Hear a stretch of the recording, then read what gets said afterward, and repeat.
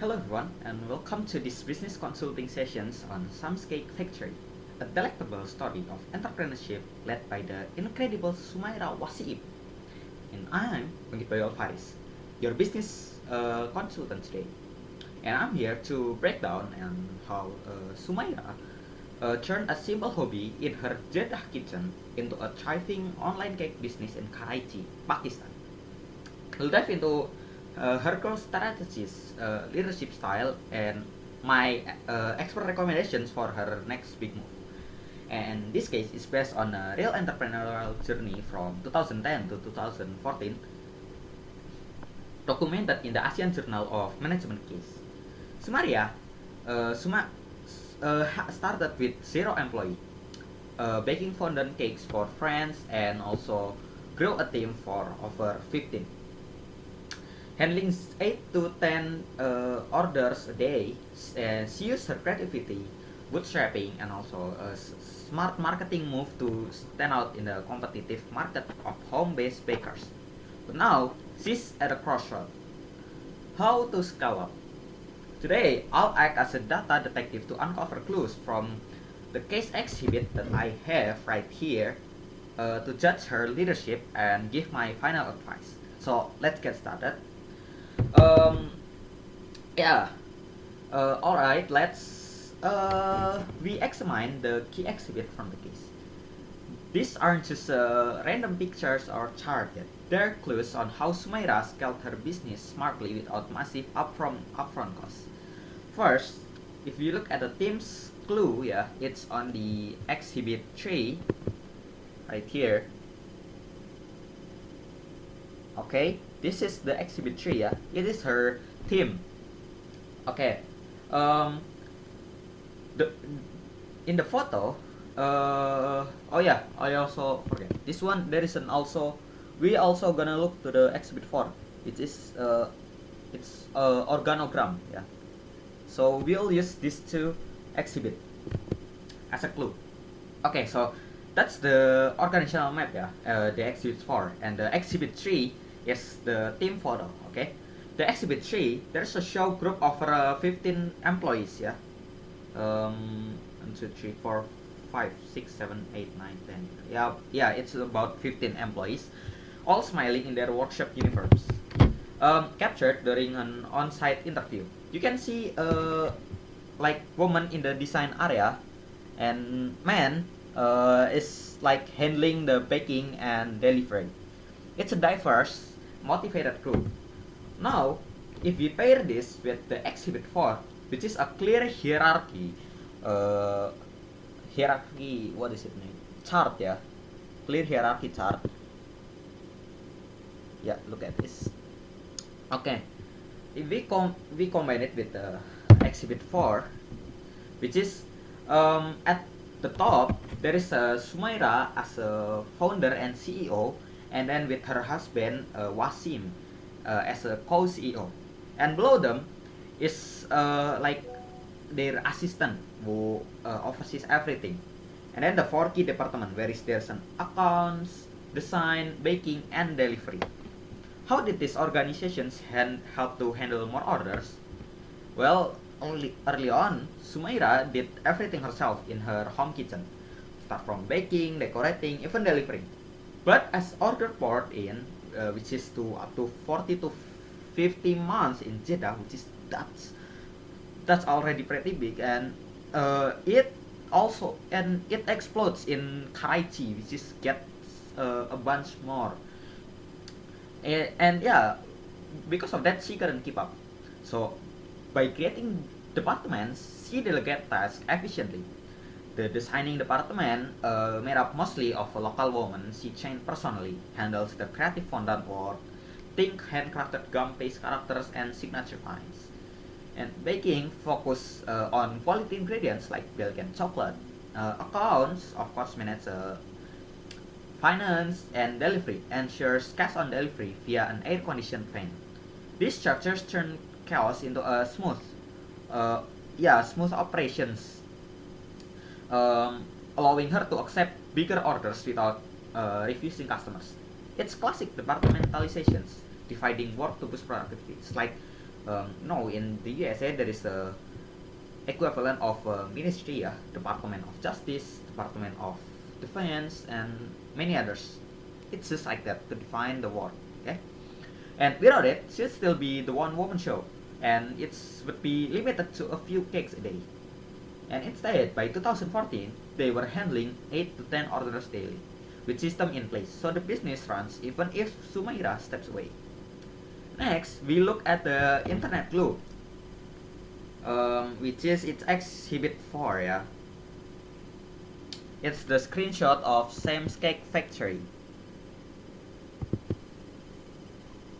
Yeah, it's a screenshot of Sam's Cake Factory Facebook page. Yeah, showing a like vibrant post with a bunch of cake photos, customer testimonial, and also promotions. And by the time the case, it had over 185 likes, and that's massive for a small bakery. And why starting on Facebook smarter than opening a expensive shop first? Well, Facebook allowed Sumaira to reach a wide audience with zero rent or storefront costs. And in Pakistan's growing e-commerce scene with 14.4 million Facebook users at the time, well, it was a free marketing, you know? And so yeah, she built buzz through the word of mouth from Pakistani community in Jeddah. Then exploded in Karachi by posting an eye-catching photos of a custom cake. Strategies like contests on the exhibit 7, yeah. Here, take a look. Strategies like this is a contest or something, yeah. Strategies like that is would like the sponsored posts, yeah. Strategies like contests and sponsored posts engage fans, turning likes into an orders. And opening a physical shop would have required heavy capital, rent, renovations, and staff, risking debt if it flopped. And instead, Facebook was a low risk. You easy to set up. You know, you can just log in, sign up a new account, and yeah, you can just set up your own Facebook page, and yeah, track engagement and also scale it. It targeted her niche market, yeah. And the result, a 200% jump in orders after a strong online marketing. It's smart move because it bootstrapped her growth without the overhead of brick and mortar.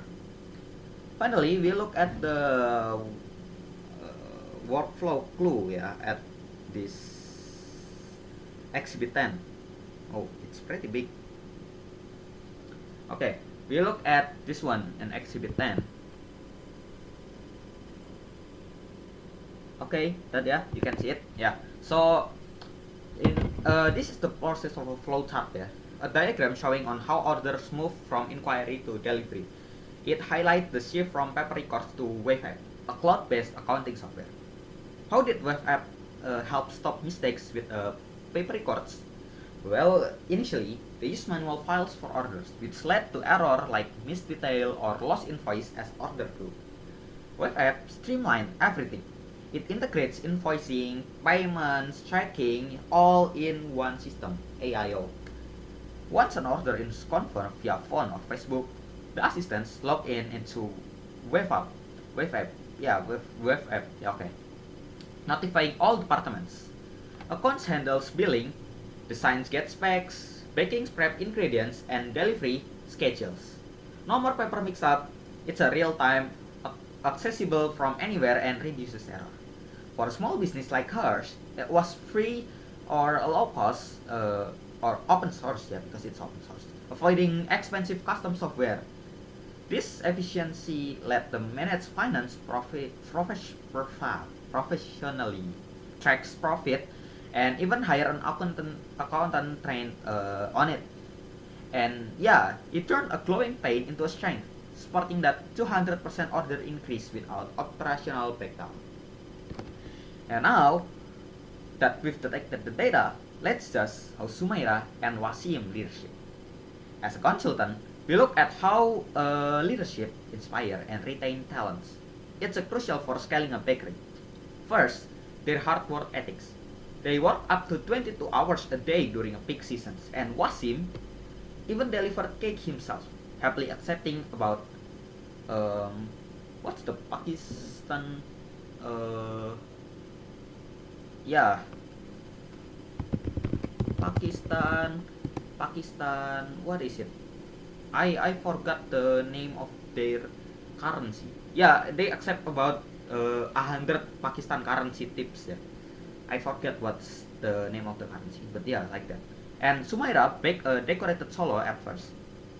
Is this lead by example style for a good for a boss? Yes, absolutely. In moderations, of course. It shows commitment and build trust. You know, employees see the owners aren't above ground work, which motivates them to hustle too. In entrepreneurship, especially in Pakistan competitive home baker market, this grid turned into hobby, into a business with 50 plus staff.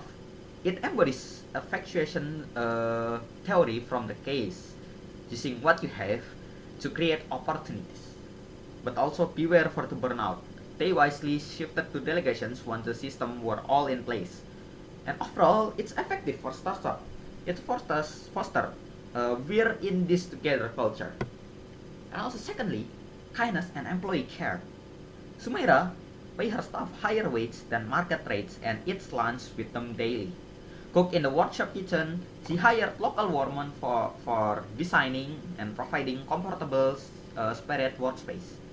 How does this keep workers happy? It's a motivational goal. Higher pay reduces turnover. In a low-wage industry, it attracts talent. Shared meals with by family like bonds, boosting morale and loyalty. The case notes her team feels like the part of the family, which is the key of creative field like cake design, where quality depends on happily skilled workers. This aligns with the bootstrapping in where investing in people over fancy tools early on. In result, a, de- a, a dedicated team that handles complex orders flawlessly, like that 18 pounds cake for a former president's daughter in consulting terms. It's a high emotional intelligence leadership, retaining talent cheaply while traffic grows.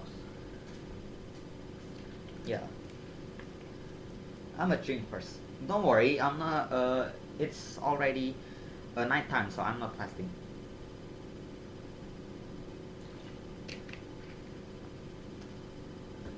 Yeah, and finally, my expert recommendations for Sumaira next step. Yeah, she's dreaming big. She's dreaming big, and that's good. Becoming Pakistan's top cake designer, a household name. So yeah, first of all, from the exhibit six, her Facebook page has about 185,000 likes. Proof of a loyal online fans base ready to try new offerings without huge marketing spends. And I recommend starting with adding salty snacks like savory items to her online menu. You know, the big product development strategy. The reason it is the safest way to spend her money because it leverages her existing strengths with low risk, no massive capital needed, unlike a shop or cafe, which is require renovation, rent, and even new equipment. Then, yeah, potentially hundreds of thousands of Pakistan currency. Still don't know what is that. She can test safely on her 185,000 Facebook fans using the same workshop and team. Her loyal customer will likely buy, generating quick revenue without overextending. You know, if it works, it diversifies incomes. Um, if it not, pivot easily. A shop limits her to custom cakes, which is hard to cover costs. A cafe is also high risk diversifications. So yeah, just start small and build on success. That's a smart consulting. And yeah, to wrap up, Sumaira's growth from Jeddah Kitchen to Karachi Workshop shows the power of patience, smart organizations, and also an online savvy. She organized teams via departments, configured Facebook for low-cost reach, and streamlined with Wayfair. Her leads by example and kind leadership built a strong foundation. And my advice, add Savory's online first. Save us for bet for sustainable growth. So yeah, if you are maybe an entrepreneur watching this, what's you gonna take? You can, yeah, you can check the comment below or something. Thanks for joining this consulting session. Till next time, keep making success, and um, yeah, that's it. And as always, stay critical and stay rational. Goodbye.